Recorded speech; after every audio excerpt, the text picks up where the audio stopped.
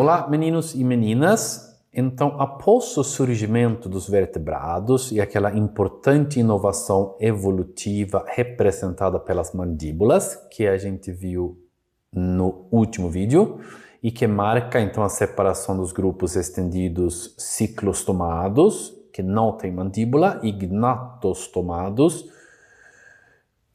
aqueles bichos elovertebrados que têm mandíbula. Ocorre uma nova e fundamental divergência dentro dos gnatostomados, aqueles vertebrados com mandíbula. E essa divisão dá origem a dois grandes grupos, os chondrichthyes, os peixes cartilaginosos, e os osteichthyes, os peixes ósseos. Isso ocorre por volta de 420 milhões de anos atrás, tem um debate um pouco divergente aí, mas no final do Siluriano, o início do Devoniano, por volta disso essa separação já estava em andamento.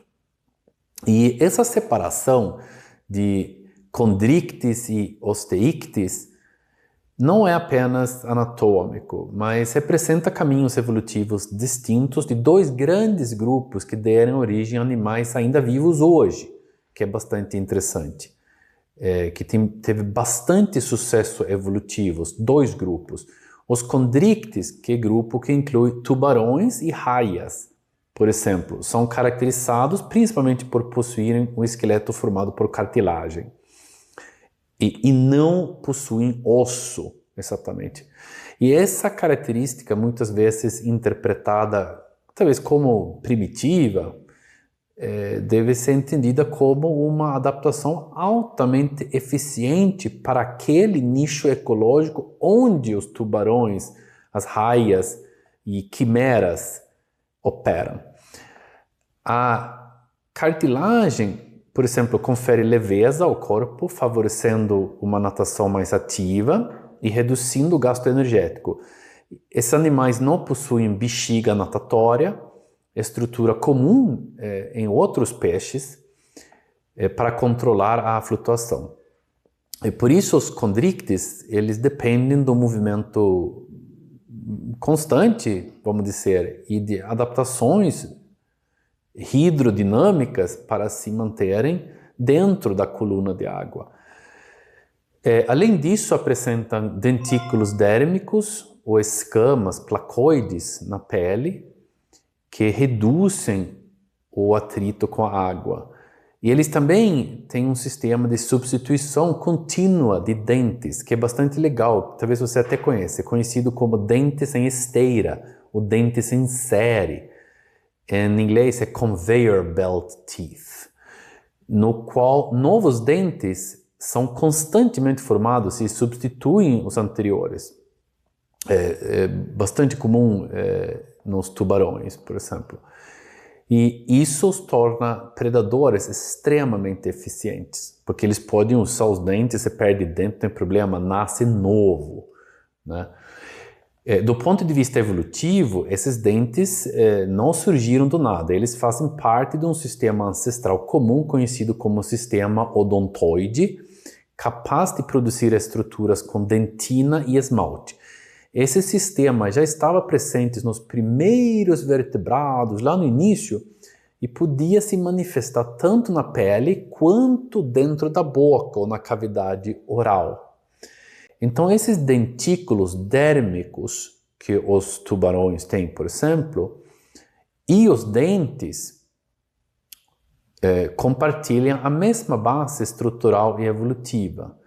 Então, não se trata de uma transformação direta de um no outro, mas são variações de um mesmo conjunto de mecanismos biológicos que, ao longo da evolução, foram modificados e especializados para funções diferentes.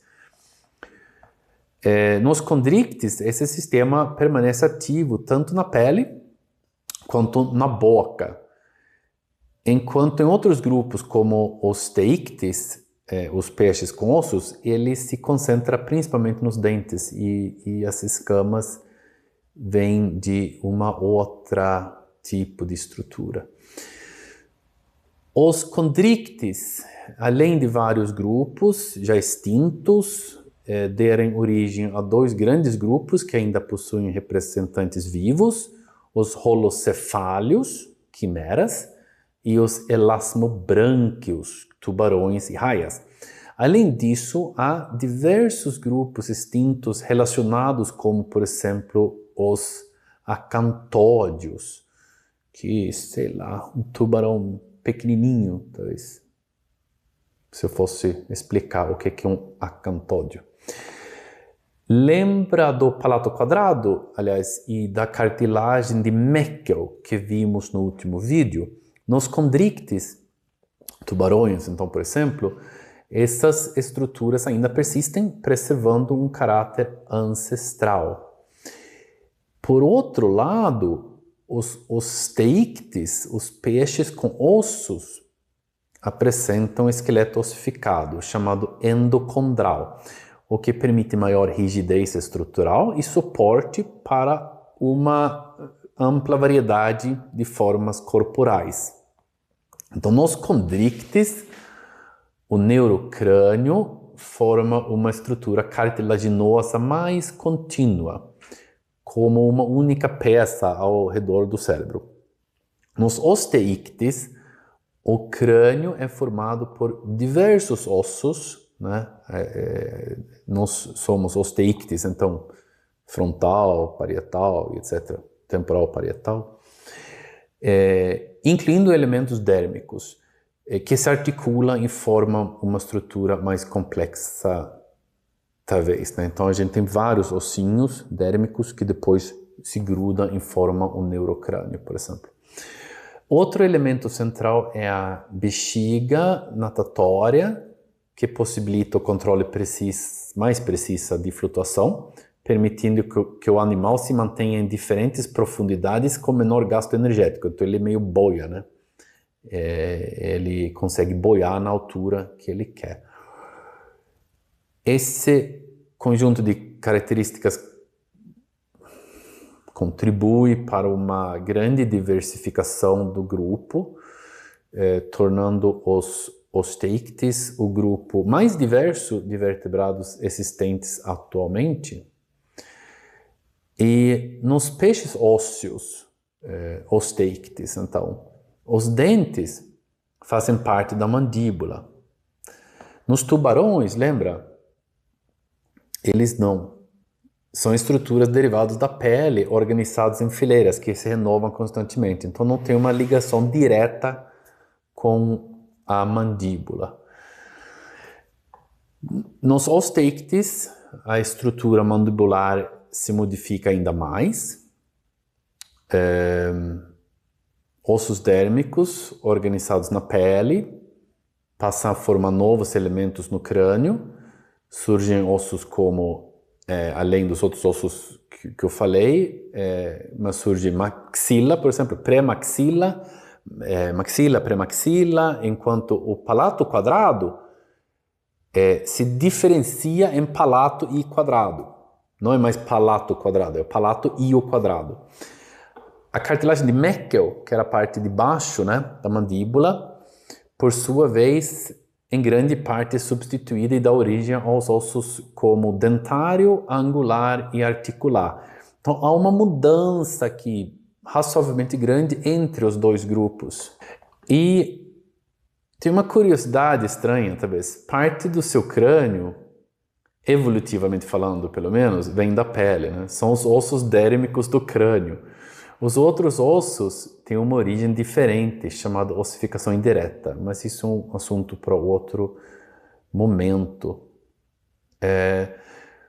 Do ponto de vista evolutivo, essa divisão tem implicações grandes, claro, enquanto os condrictes representam uma linhagem altamente especializada e bem-sucedida dentro de seu nicho ecológico. Os osteíctes deram origem a um dos eventos mais importantes da história da vida, porque é esse grupo que vai fazer a transição para o ambiente terrestre. Os primeiros vertebrados saindo do mar. E isso vai partir de um subgrupo de peixes ósseos que chama sarcopterídeos, peixes de nadadeiras lobadas. Evoluíram de osteíctes, os primeiros, então, tetrápodes, que eventualmente vai levar a anfíbios, répteis, aves e mamíferos, e a gente, né? Nós somos mamíferos. Assim, então, essa separação entre peixes cartilaginosos e ósseos não é só uma diferença estrutural, mas é uma bifurcação importantíssimo na história evolutiva dos vertebrados. De um lado, então, a linhagem que aperfeiçoou a vida aquática com soluções altamente eficientes, né, os tubarões, por exemplo.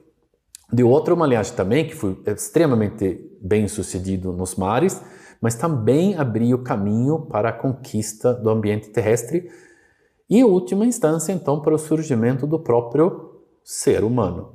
Então, você já sacou? Nós somos osteíctes. Bom, comenta aqui embaixo, faz pergunta. Se você é educado, eu respondo. Tchau!